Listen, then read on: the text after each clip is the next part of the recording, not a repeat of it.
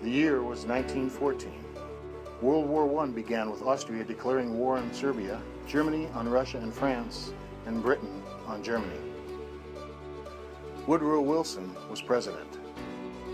The Panama Canal was officially opened after 10 years of construction. The U.S. population was around 100 million, one-third of what it is today. Federal spending that year was $730 million. The world's first green and red traffic lights were set up in Cleveland. The Boston Braves defeated the Philadelphia A's in the World Series. Old Rosebud was the Kentucky Derby champion.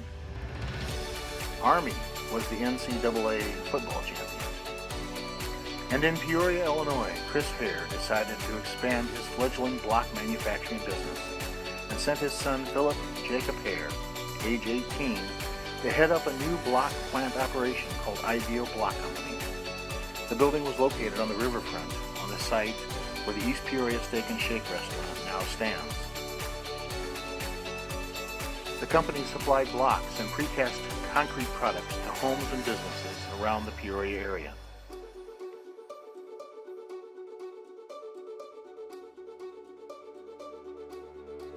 In the mid-1920s, PJ started using some of his block building crews in the summer to do various concrete projects around town.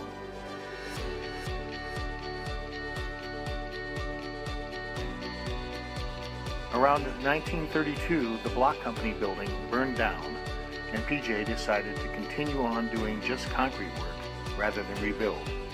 He renamed the company PJ Hoerr Concrete Construction Contractor. At that point, Philip was operating his office out of his home at 1104 East Fry Avenue. This home was next door to the home at 1102 Fry, where Phil had grown up. The blocks in both homes were all made by Ideal Block Company. Somewhere around 1950, PJ decided to move his office just around the corner to a small building on Central Avenue.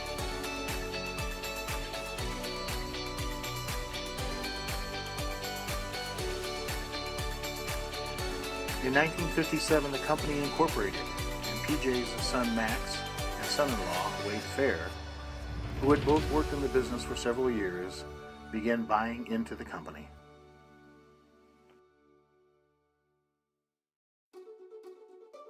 In the mid-1960s, a shop was built on War Memorial Drive on a site behind the house that Max was living in next to the current Uftring Weston car dealership.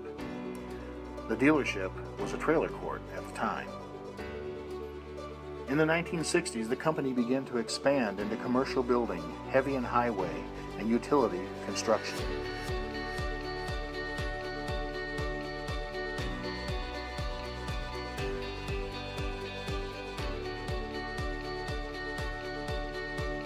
By 1973, the company had outgrown the Central Avenue location and decided to build a new office onto the shop building on War Memorial.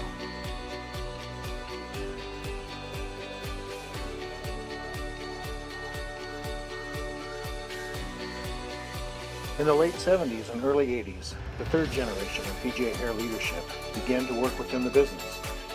Bob Hoerr was working primarily in the general building arena.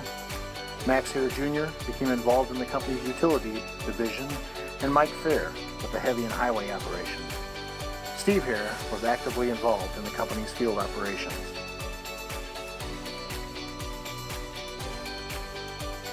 In the mid-1980s, Joe Hart came out of the field and began working with Bob in the building division of the company.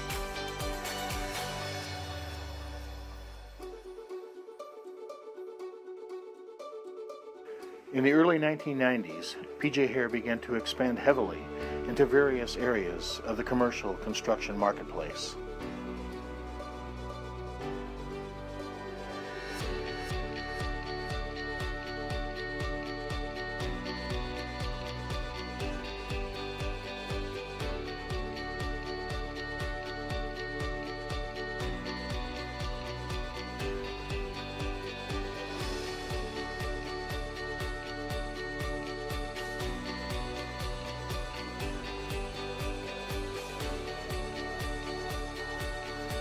Around 1993, Max Jr. left the company to form a separate utility company called Hoerr Construction.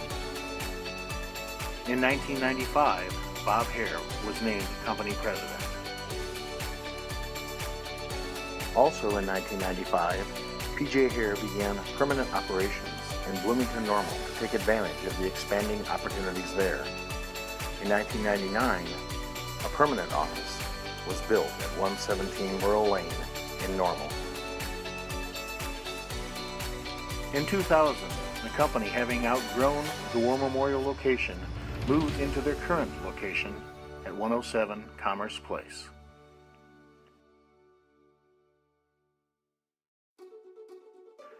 The company continued to grow and expand into new fields, forming the subsidiary companies of Summit Masonry and Benchmark Cabinets and Millwork.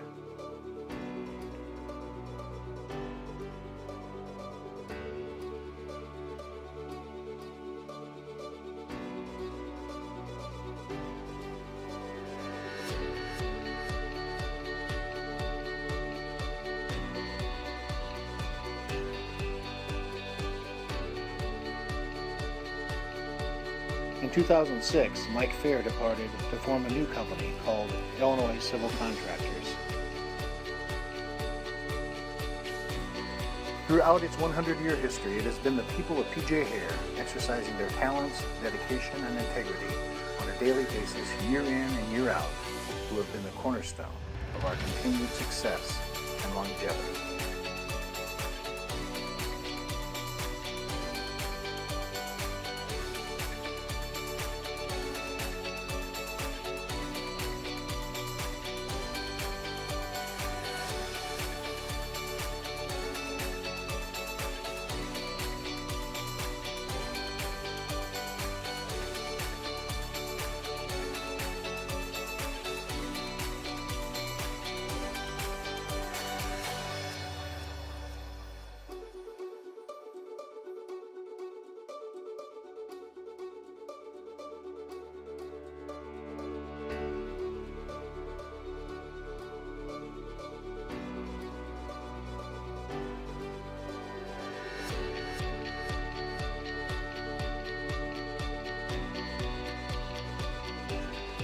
In 2006, Bob Hoerr was named Chairman and Chief Executive Officer, Joe Hart was named President and Chief Operating Officer, and Paul Bright, Kirk Anderson, and John Moses were named as Vice Presidents for the Executive Management Group at P.J. Hoerr.